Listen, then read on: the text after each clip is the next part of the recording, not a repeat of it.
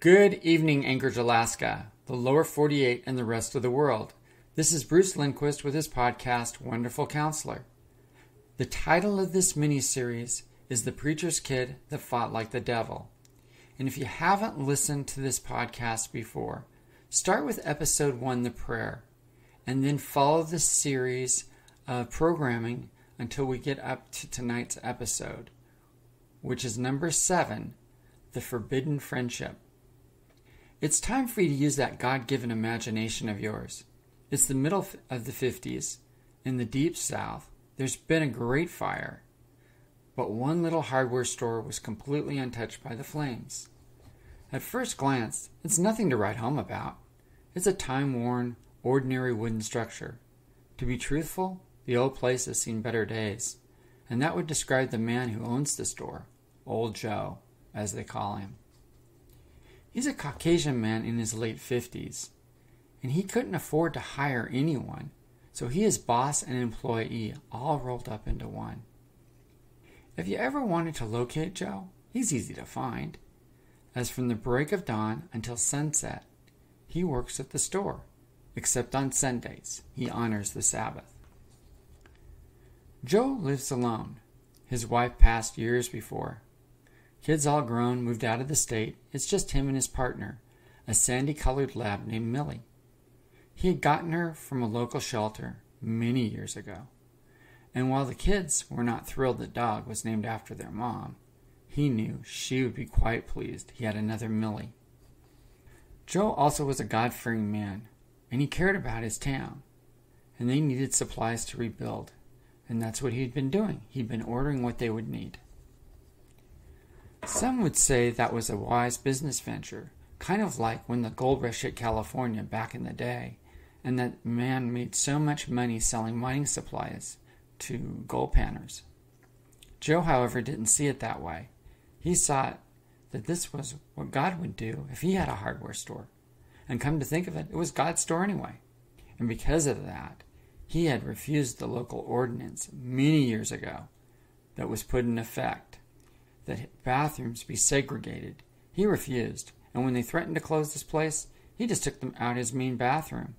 Those who came in would need to use the service station across the street. The way Joe looked at it is we're all made in the image of God, and God's image was welcome, regardless of the color or lack thereof. He simply wasn't going to play their games, and he knew that is why some would not come into his store, or others would burn crosses in his yard. He prayed for them, because obviously they needed Jesus to teach them how to love. Big Bo and Josh, his little brother, and Shadow, their trusty best friend, who's a black lab, were on mission. Their grandpa, the preacher, asked them to go in and pick up some large nails for the cross to be built on the outside church service next Sunday. Joe stood there smiling in his bib overalls and an old but clean shirt and his trademark ball cap from one of his best childhood memories, the baseball games his dad used to take him to. That old ball cap, it hid his balding head and it made more prominent his thinning gray beard. He greeted the boys, who enthusiastically entered the store, and they felt about Joe like many of the town folks did. He was beloved.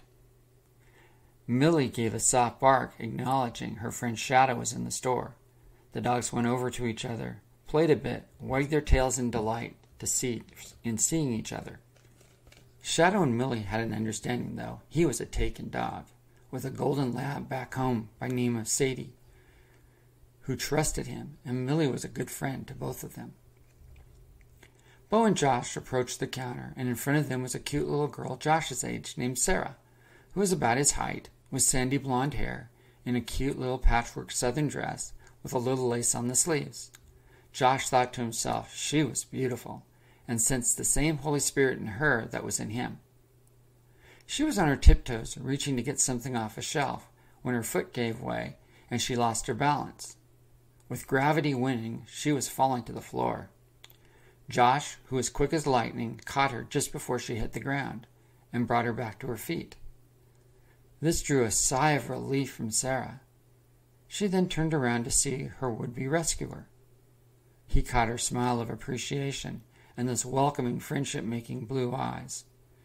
They stared at each other, and Josh was holding her hands. Her dad, old Mr. Hindicott, was not impressed or grateful to Josh. Instead, he stormed over in rage and threw Josh to the floor, and there was no one to catch him. He hit with a thud on his shoulder and wrist.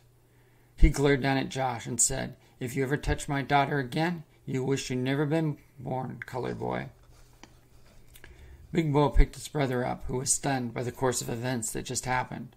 Big Bo's mind flashed. He was now back in the old house with his raging alcoholic dad, and standing between him and his brothers. Now, Big Bo was just a child, even now, but they didn't call him Big Bo for nothing. He could easily be mistaken for a teenager. He was that tall and strong as an ox. He went toe-to-toe with his dad and lost all of those fights except the last one, but he made sure his brothers were not hurt. And after all of that, a stranger hurt his brother? Shadow went up to Big Bo and put his paw on Bo's foot, and he came out of his memory with the man saying to him, "Well, boy, what are you staring at?" The man expected the kid to cower, but Big Bo did not back down to anyone, God if there was one, or the devil, and certainly not for this poor excuse of a man. Big Bo's rage in his heart matched the man's hatred for him. Big Bo dead-eyed the man and said, "Mister, if you ever touch my brother again, you will wish you were never born." Shadow was ready to intervene, but Millie gave a little bark. That let him know he'd only make the situation worse, but boy did he want to bite this guy. Joe realized this could come to blows, so he intervened. "Hey, Sarah, I have some candy in this jar. Would you like some?" She turned to Joe and politely said, "Yes, please, sir." It was just enough to break the headlight glare between Big Bo and Sarah's dad. The man turned and looked at Joe. "This is what happens when you let colored folk in your store. Tell them to leave and we can finish our business," Joe said with conviction. "Kindness is welcome, hatred isn't. We are finished with our business, Wade. Good day." The man grabbed his daughter by the hand, and before walking out of the store said, "You haven't heard the last of this. You made your choice, Joe." And Joe said, "I fear God, not man." Joe looked at the boys and told Josh, "That was a kind thing. God saw what you did." He continued, "Big Bo, that man is very dangerous. He and the rest of those grown-up men wearing bedsheets don't play." He meant his threat. Bo looked at Joe and said, "With all due respect, sir, and I meant mine."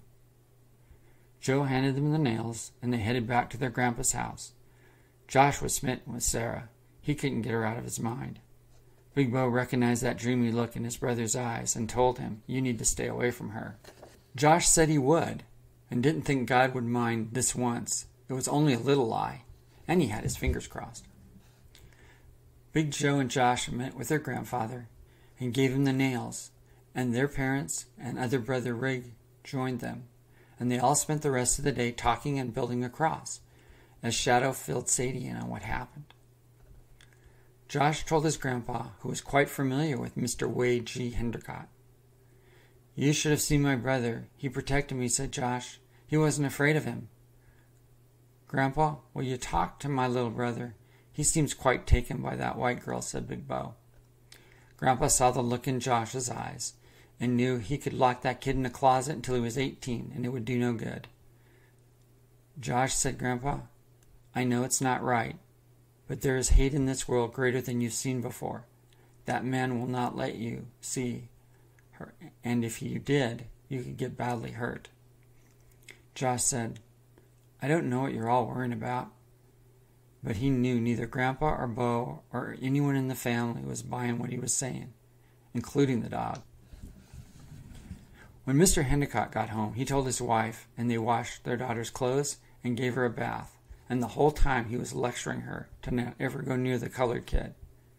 Sarah, however, knew she found a friend, a forbidden friend, and everything inside her told her she would be seeing him again soon. That time came when Sarah and her mom went to Joe's hardware store, as Mr. Hindicott had left for a few days on what he said was important business. Lily, his wife, knew what he was up to. He had lots of mistresses. She would have left him a long time ago, but she had nowhere to go. She was relieved when he was gone, as she had experienced his ongoing brutality, especially when he drank. Rig and Josh were at the hardware store also, and Sarah pointed out Josh to her mom. Lily saw her opportunity to stick it to her husband and all the whores he had bedded with when he left for his so-called business. She asked Josh if she could speak with him. Josh came up, and both of them, Rig, stood on guard with Shadow. She thanked him for keeping her daughter from falling, as she has a medical condition, and a fall could have crippled her. She apologized for her husband's behavior and said, "You two can talk for a few minutes while I shop." Josh was thrilled to see Sarah again. He gave her a homemade cross he built from the big cross they made earlier. Sarah gave him a homemade knitted cross for his Bible. Lily said, "You have to keep your friendship a secret, and I will do the best I can so friends can spend time with each other." Josh thanked Sarah's mom and promised to be the best friend Sarah has ever had. Some secrets remain hidden to the grave, for heaven to reveal them at a later time, but unfortunately this one didn't. Who told Mr. Endicott is not clear. It might have been Lily, given how she would have had motive, but we will never know. Mr. Endicott stayed with his family for a few days and then announced he had another business trip, but he would be back before Saturday night to take them to church Sunday morning. Lily watched her husband drive down the road and waited a day, and then her and Sarah went out for a picnic near the creek. Now Josh was fishing at the creek, and on the hillside way above him was Sarah and her mom. Mr. Endicott watched, hid out of sight, as his wife and Sarah met with Josh, and they all hugged.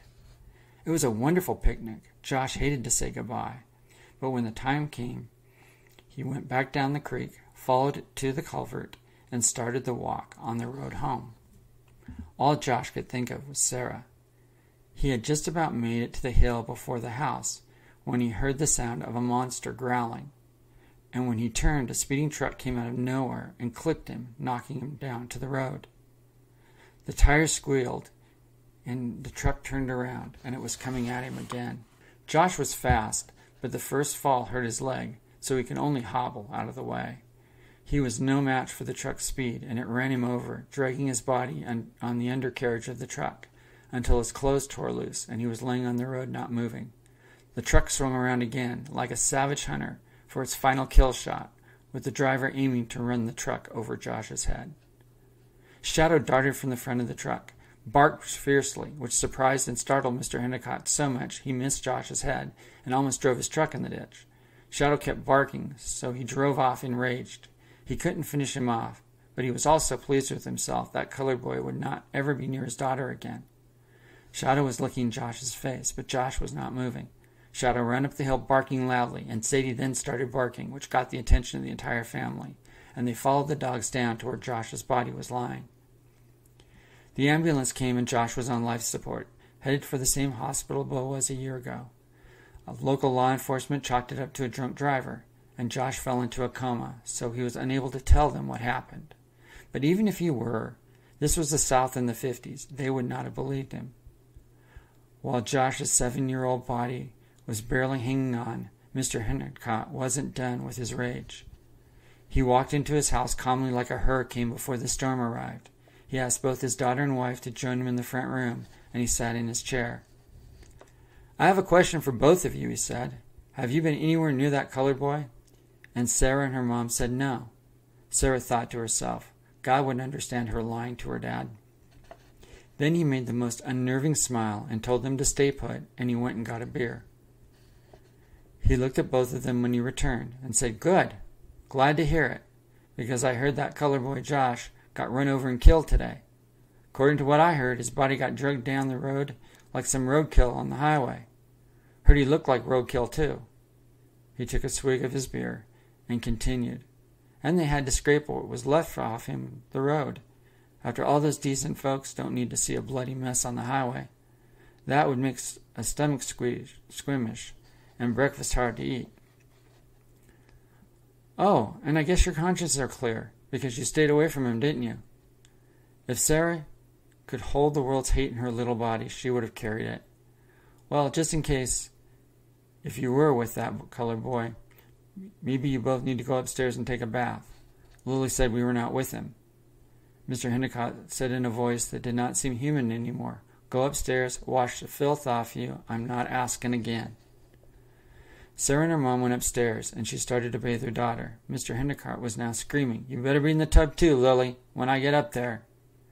Both were naked in the tub when Mr. Handicott came to the door, which was locked. He kicked the door down, grabbed his daughter and his wife by the hair as they were screaming, kicking, clawing, and crying, and forced their heads under water until they stopped moving. They were at the mercy of a madman. Just before they passed out and drowned, he let them both up, looked them both in the face, and said, "Next time you disobey me, I will kill you both." He then got up and went downstairs for another beer. Lily and Sarah were grasping for breath, shaking uncontrollably in the cold, holding each other. They then heard the voice from downstairs. "I'm leaving now, Lily. See you in a few days." And they heard the truck, like the other side of the hurricane, roar out of the driveway. The family gathered at the bed of Josh at the Children's Hospital. Ray, his parents, Yvette and Adon, and grandfather were all in prayer. Big Bo was so angry at himself for not protecting Josh. And if there was a God, he was really angry with him. Big Bo did know, however, there was a devil, and apparently he could fight. All this stuff about a loving God didn't sit right with Big Bo, especially now. If God did exist, he had some words for him and a promise. Big Bo said in his heart, "If you're there, then let him live, because if he dies, I will be king, and the blood will flow on the ground, and I will turn those white clan sheets red." I don't know what the next podcast episode is going to be called, but it will be out more than likely next Friday. Thanks for listening, and if you haven't listened to the other podcast episodes, please do, and enjoy the series. God bless you guys.